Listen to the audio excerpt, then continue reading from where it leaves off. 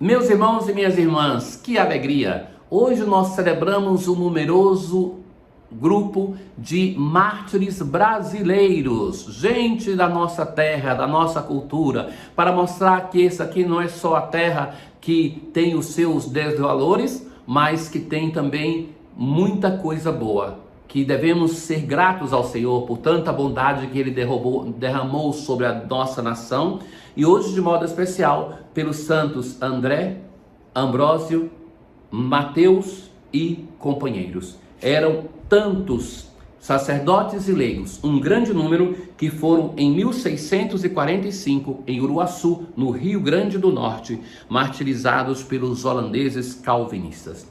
Eles estavam na celebração da missa e os holandeses, em mais de um episódio, invadiram a capela, convidavam a eles que estavam ajoelhados na consagração a renegar a fé e martirizavam uma parte do grupo para encorajar os outros a renegar a fé, a apostasia, e foram assim matando. Por fim, a expressão de Mateus, que vai dizer: louvado seja o Santíssimo Sacramento. Foram beatificados por João Paulo II no ano 2000 e canonizado em outubro de 2017 pelo Papa Francisco. Nós começamos hoje a ler um texto muito interessante que estará conosco por alguns dias e depois vai ser sucedido pela carta aos Romanos, que tem o mesmo tema. E se trata da carta aos Gálatas, que foi escrita cerca do ano 55, 56, pelo apóstolo Paulo. Paulo passou nessa cidade, evangelizou, anunciou o evangelho da liberdade, não da lei. Mas depois ele foi embora, vieram outros catequistas e que vão então dizer para eles que eles tinham que viver a lei mosaica, tinham que considerar que eram libertados pela lei mosaica. Então a carta ela vai colocar um conflito, uma relação entre a graça e a lei, entre a fé e as obras, mas também entre o judaísmo e o cristianismo. É muito interessante porque os mesmos temas são desenvolvidos de modo mais profundo na carta que nós vamos ouvir depois aos Romanos, mas aqui Paulo fala desses temas de um modo apaixonado, de alguém que se sente agredido por aquilo que está acontecendo na comunidade dos Gálatas. E é um texto assim, duro. Ouçamos. Admiro-me de teres abandonado tão depressa aquele que vos chamou na graça de Cristo. Então que o apóstolo parte e logo eles voltam atrás. Esta é uma comunidade proveniente do judaísmo. Paulo anuncia a potência salvadora de Jesus, mas ficou ali entranhado deles o apego à lei mosaica. E sabe que também eu no meu ministério tantas vezes fiz essa experiência, que é difícil ensinar uma pessoa o valor da liberdade concedida por nosso Senhor Jesus Cristo. Olhem no nosso mundo neste momento, sobretudo o mundo dos jovens, que vem aqueles pregadores e fazem uma pregação que não tem a radicalidade no sentido de raiz, mas coloca um peso na vida deles e eles aceitam e vão escutar muito mais a essa pregação. E se vem alguém para dizer: meu filho, não é assim, você pode viver a graça de Deus, a relação com Deus de um modo diferente, então aquele que tenta anunciar, como Paulo, um evangelho da liberdade é considerado como um secularizante, como um sem fé. Nós queremos muitas vezes o peso da observância mosaica pesando sobre a nossa vida, e é isso que Paulo não aceita. Continua o apóstolo: vos estão perturbando e querendo mudar o evangelho de Cristo. Seja excomungado quem age, quem anuncia um outro evangelho. Se eu ainda estivesse preocupado em agradar aos homens, não seria servo de Cristo. O apóstolo está assim, irado, ofendido com o que aconteceu. O evangelho que eu preguei não é segundo os critérios humanos. Com efeito, não recebi nem aprendi de homem algum, mas por revelação de Jesus Cristo.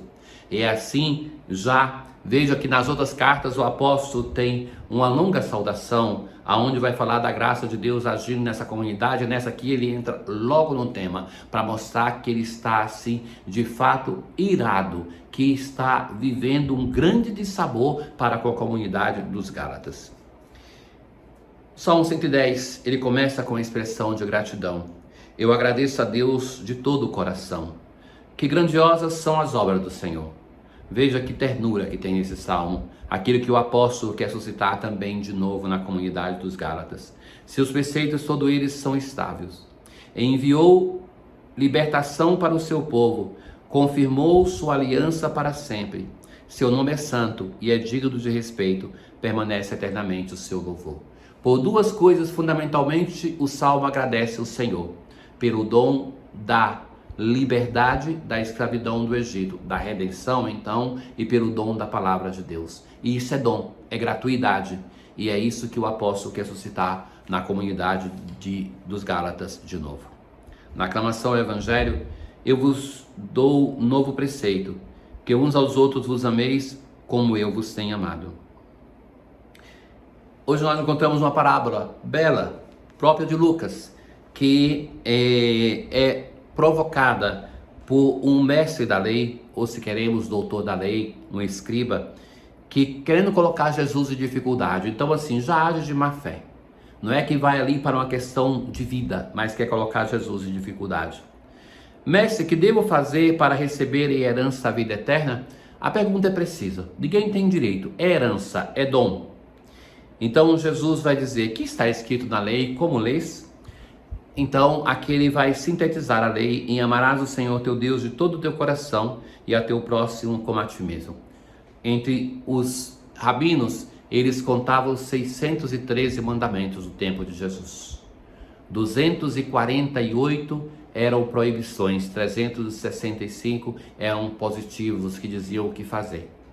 Então eles buscavam muito algum modo de sintetizar esses mandamentos. Aquele mais conhecido é: faça ao próximo aquilo que você quer que façam para você.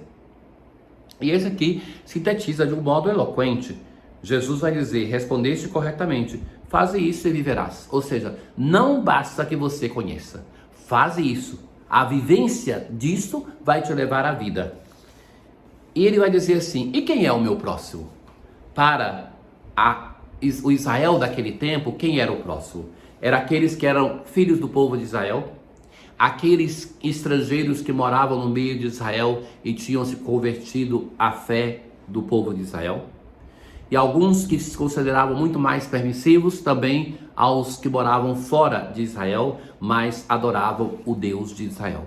Eram só esses, ou seja, era o vínculo de religiosidade ou digamos, de nacionalidade, de passaporte. Ninguém tem uma abertura como essa de Jesus. Jesus não responde somente sim ou não, mas vai contar uma parábola, aquela do samaritano. Chamada de bom samaritano já é um juízo de valor nosso. É a parábola do samaritano.